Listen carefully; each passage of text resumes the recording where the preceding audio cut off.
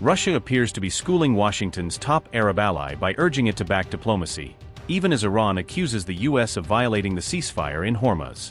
Focus on supporting the U.S. Iran talks was the message from Putin's top diplomat to the UAE, as Moscow warned against any return to open hostilities.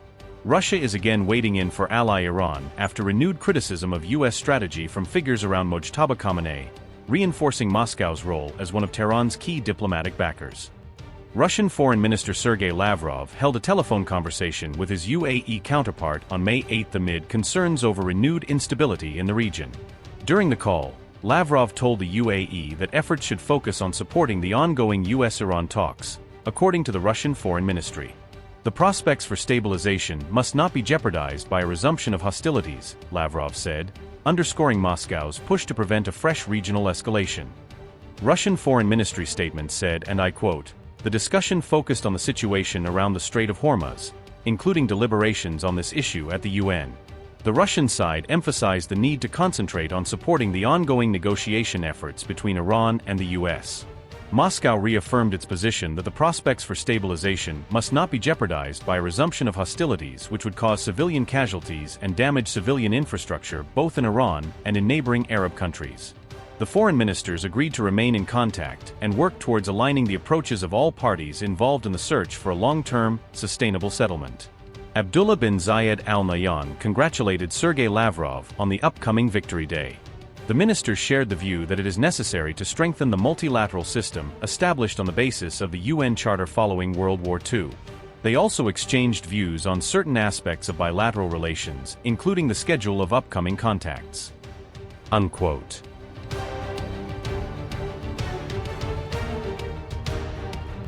As tensions spike again around Hormuz, Iran's leadership is warning that no amount of U.S. military pressure or blockade will be enough to break Tehran's resolve. On May 8th, Foreign Minister Abbas Araghchi accused the U.S. of repeatedly choosing war when a diplomatic solution is on the table, framing American behavior as a deliberate pattern. He said Washington prefers reckless military adventure over serious negotiations, arguing that every time mediators open a path to talks, fresh strikes or shows of force derail it. Araghchi claimed that potential breakthroughs keep collapsing at the last minute, hinting that hawks inside the U.S. system, or external spoilers, are sabotaging openings to keep Trump locked into war. He insisted that Iranians never bow to pressure, stressing that even under naval blockade and repeated strikes, Tehran views compromise under threat as worse than enduring more economic pain. The warning lands barely a day after U.S. and Iranian forces again traded fire and warning shots near Hormuz, underscoring how fragile the line is between managed tension and open escalation. Araghchi said, and I quote, "Every time a diplomatic solution is on the table, the U.S. opts for a reckless military adventure. Is it a crude pressure tactic, or the result of a spoiler once again duping POTUS into another quagmire? Whatever the cause is, outcome is the same: Iranians never bow to pressure." Unquote. In the same post, Araghchi dismissed reported CIA assessments of Iran's missile strength and readiness, insisting U.S. intelligence has badly underestimated Tehran's capacity. He claimed Iran's missile inventory now stands at 120% of its pre-war level, directly contradicting leaked figures that put Tehran's stockpile significantly lower after weeks of bombardment. Araghchi added that Iran's mobile launcher capacity is also above where it was before the February 28 strikes, saying production and redeployment have more than offset battlefield losses. His comments came after reports of a classified CIA study, which concluded Iran could withstand months of blockade and retains about three-quarters of its pre-war missiles and launchers, a picture Araghchi insists is still too generous to Washington. New intelligence findings now appear to contradict President Donald Trump's aggressive pressure campaign and blockade narrative against Iran recently. The Central Intelligence Agency reportedly believes Iran could survive an American blockade for several months despite growing military and economic pressure. According to intelligence assessments cited on May 7th, Tehran may withstand the blockade for nearly 90 to 120 days. Officials familiar with the classified report reportedly said Iran could potentially endure the blockade for an even longer period strategically.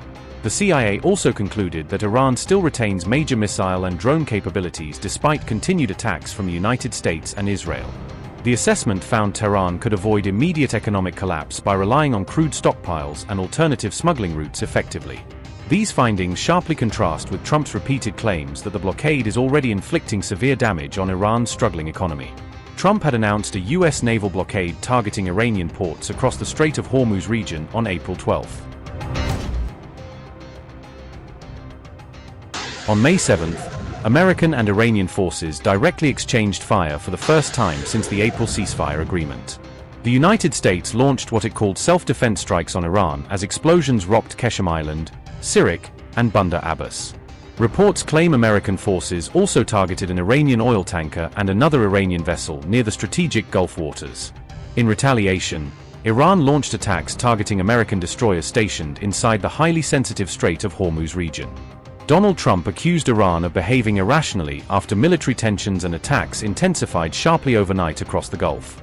President Trump claimed 3 American destroyers safely crossed Hormuz despite reportedly facing Iranian missiles, drones, and hostile threats. Trump warned Washington would respond far more aggressively unless Tehran quickly agreed to a deal with the United States. Despite the clashes, Trump insisted the ceasefire remained active and dismissed the strikes as merely a love tap. Meanwhile, Iran claimed its military inflicted damage on American naval assets and forced U.S. warships to retreat from Hormuz. The latest confrontation unfolded as Tehran reviewed a new American proposal aimed at ending the ongoing conflict.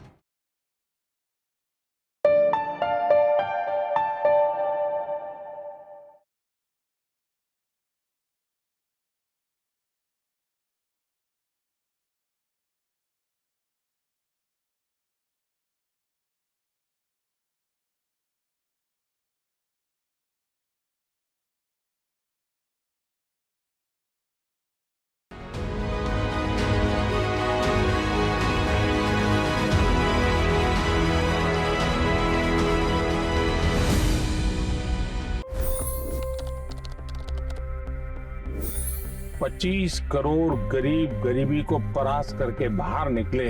For the good of our nation, let's work together and let's truly make America great again. The fastest news breaks. Requested PM saying that we will have to speak to Putin and to Zelensky. The biggest newsmakers. The relationship with India is probably the most important bilateral relationship the U.S. will have for the rest of this century. The capital delivered quite an election result today. Expert analysis. The million-dollar question today is how to stop this dance of death. Ground reports. I'm standing at the crossroad of the Kumbh Mela. Behind me are more than 100 entry ghats. Long-form interviews. Exclusionary politics is reflected in Manipur case as well. You don't bother because this is a small state. Deep dive into burning issues. It's often said DRC could be the richest country in the whole world. It's because of what sits underneath. Why exactly did the US topple the Sheikh Hasina government? HD videos. We don't just break news, we break it down.